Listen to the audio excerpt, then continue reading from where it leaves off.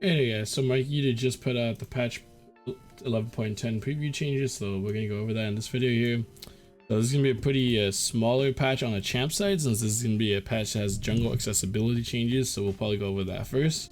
And they're right here. Here are the jungle accessibility changes. So they want to change it to make jungle more accessible, although a lot of people aren't liking these changes, so they're very tentative and can change. So I'm not gonna go over all of them, but pretty much they're making camps somewhat stronger, somewhat healthier, and your omnivamp won't work as much. But the biggest change that you need to keep in mind, because this one most likely will stay, is that the smite damage to monsters will no longer be 390 to 1000 based on level. It'll be 450 at base, non-scaling, and then 900 after you finish the smite quest, which is the smite a monster 5 times.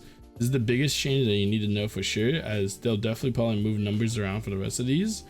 But overall, they're trying to make jungle more accessible, and definitely these changes will be changed a lot, as the community is not on their side for it. So I just want to have this here if you want to pause and read it and so you know the smite changes. Let's go into more interesting changes that will most likely stay. So phase rush is cooldown is going from 15 seconds to 30 to 10 seconds based on level. The move speed for range is 25-40% to 15-40%.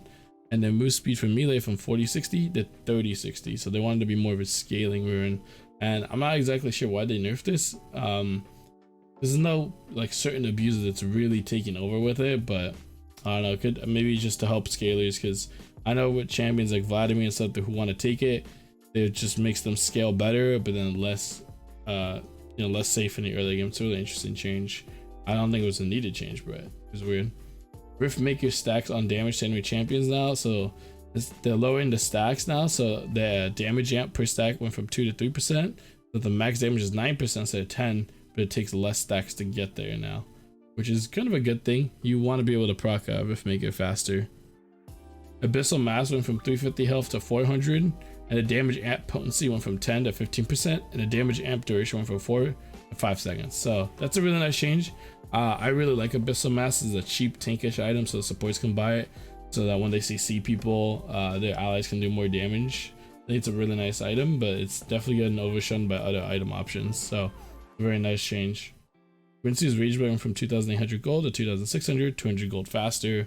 You can spike faster. I'm sure Kog'Maw will love that, but I'm not sure if anyone else will build it other than that. Core Drinker got its stats shifted, so went from 400 health to 450. AD based on missing health went from 0.15 to 0.10. The healing went from 25% AD plus 8% missing to 15% AD flat plus 10% missing.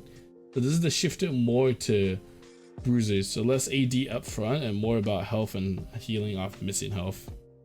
And jungle accessibility, we already covered that, so make sure you go read that if you want to. Champion nerfs, Darius's E cooldown went from 24:12 to 26:18, so 2 seconds added. Dahlia's W cooldown 18:16 to 18 flat. W magic damage shield went from 8 to 20% max health to 8 to 15% max health. Definitely a big change there, so he could take more magic damage in the mid lane and not have such favorable matchups. The really dominant mid laner. Tan's Q bonus attack damage ratio went from 110 to 100%, taking 10% off his Q. He'll still probably be really good with the Prowley's build. Jinx's base armor went from 28 to 26, so 2 armor less. And the R execute damage against epic monsters is capped at 800 as well now. Luscious base health went from 561 to 530, and the HP pillow went from 93 to 95. Ward's passive damage went from 40 plus 12 per 5 chimes collected to 30 plus 12 per 5 chimes collected. And Katarina move speed went from 340 to 335. So all interesting changes, very small changes. I don't think any of these are very big, very nuts changes. Maybe Gallia's, but it's still like he's still gonna have really favorable matchups into mages. So I don't think anything's gonna really shift too much power here. And then the buff, so they were gonna buff Irelia. They decided to do it a later patch, so they have more time to work on her changes. Could be maybe bigger changes is the reason. Cannon's W 4th stack magic damage, which is W passive, got 10 damage at every rank and then 5% more bonus AP ratio.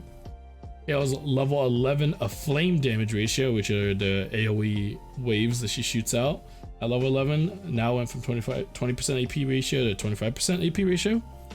And level 16 transcended additional range went from 50 to 100, so she has more auto attack range at level 16 now.